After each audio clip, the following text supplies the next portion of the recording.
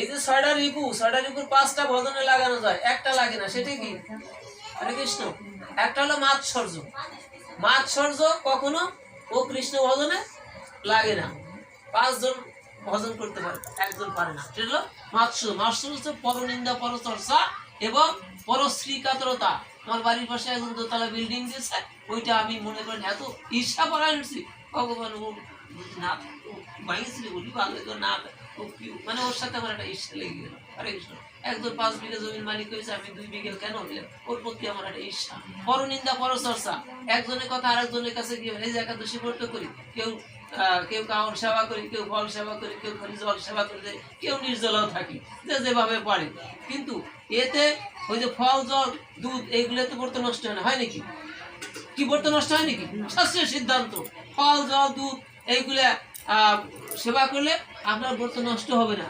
কিন্তু আপনি একাদশী ব্রত থেকে শাশুড়ি গিয়ে পাশের বাড়িতে পুতের মোড় নামে 20 ঢেলে দিয়ে আসলো, সকালবেলা গিয়ে আবার পুতের বউ পাশের ফ্যামিলিতে তার যে যা আছে তার কাছে গিয়ে আবার কি করলো, শাশুড়ি নামে 20 ঢেলে দিয়ে আসলো। তাহলে কি ব্রত থাকে নাকি? একাদশী তো ওই সকালবেলায় শেষ হয়ে যায়। না খেয়ে থাকলে কি হবে? তুমি নির্জলা থাকলে কি বলছে যে এই পরনিন্দা, পরচর্চা, এতে কখন ভজন নষ্ট হয়। পরনিন্দা, পরচর্চা করলে তোমার এই চিত্তটা আস্তে আস্তে কলুষিত হয়ে পড়বে, কলুষিত হয়ে পড়বে।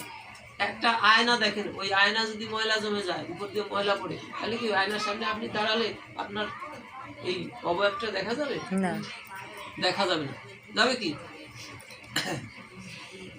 এই জন্য ভগবান বললেন যে ধূমেন আবৃয়তে বহ্নি, কথাটা লক্ষ্য করুন। ধূমেন আবৃয়ত বহ্নি যথা আদর্শ মলেন স, যথা উলবেন আবৃত গর্ভ তথা তেন ইদম আবৃতম। এই শ্লোকটা অনেক গভীরে। কি বললো? ধূমেন আবৃয়তে বহ্নি। আচ্ছা, বহ্নি শব্দ একটা আগুন, আগুনকে জ্বলতে বাধা সৃষ্টি করে কে?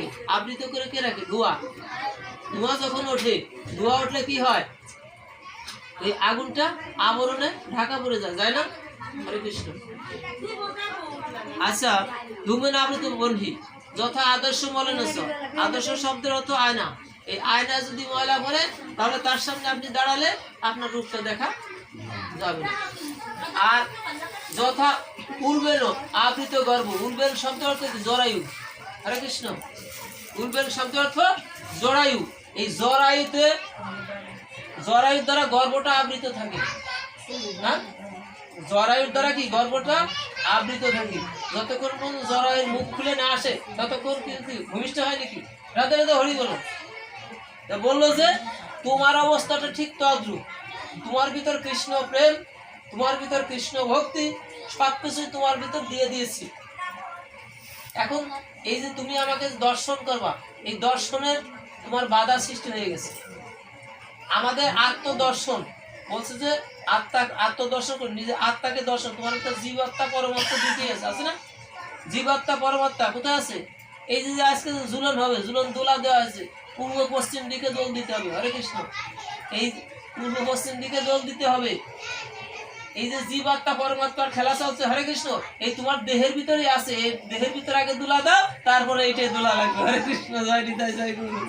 খালি ওইটা দোল দিয়ে যায় না, দেহের ভিতর জীবাত্মা পরমাত্মা আছে। হ্যাঁ, ভক্ত ভগবানের খেলা এই দেহের ভিতর চলছে, এটাকে তুমি চেনো আগে।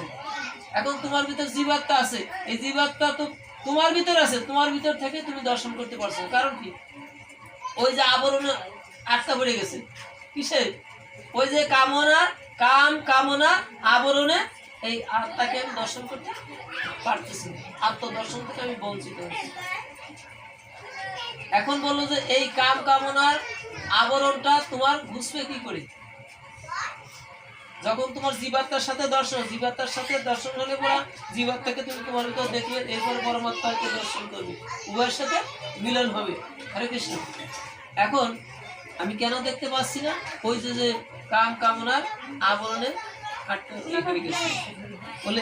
এইটাকে যদি সরাতে হয়, দেখেন কেউ জ্বর হয়ে যাওয়ার পরে, জ্বর আসার আগে কেউ পেলা যায়, তাই না? দেখেন মা যখন গর্ভবতী হয় তার আগে কিন্তু তার এই দেওয়া হয়, প্রতিষেধক টিকা দেওয়া হয়, তাই না? গর্ভে সন্তান আসার আগে দেয় কিনা? আচ্ছা বললো যে তোমার ভিতর এই যে যে কামনাটা বেশি, তুমি বশবর্তী হয়ে পড়লা, বশীভূত হয়ে পড়লা, এর আগে যদি তুমি কৃষ্ণ ভজনে ঢুকে পড়তা, হরে কৃষ্ণ, কৃষ্ণ ভজন যদি তুমি প্রথম থেকে শুরু করতা, তাহলে কিন্তু তোমার ভিতর এই যে কামনাগুলি আর তোমার বাধার সৃষ্টি করতো না, কত না আসতো না, তোমার আত্মদর্শনে আর বাধার সৃষ্টি হতো না। এই না হওয়ার কারণে যেটা ভুল হয়ে গেছে গেছে, এখন যে অবস্থায় আছো, এখনো তোমার ওই দ্বার উন্মোচন করার জন্য, ওইটাকে সরানোর জন্য একমাত্র কি করতে হবে, তুমি সবসময় কি কৃষ্ণ ভাবনাময় হও, জীবন গঠন করো, কৃষ্ণ ভাবনায় দেখো, কৃষ্ণের সেবা দাও, কৃষ্ণের গুণকীর্তন করো, হরে কৃষ্ণ মহামন্ত্র কীর্তন করো, সবসময় ভাবনায় থাকো, স্মরণে থাকো।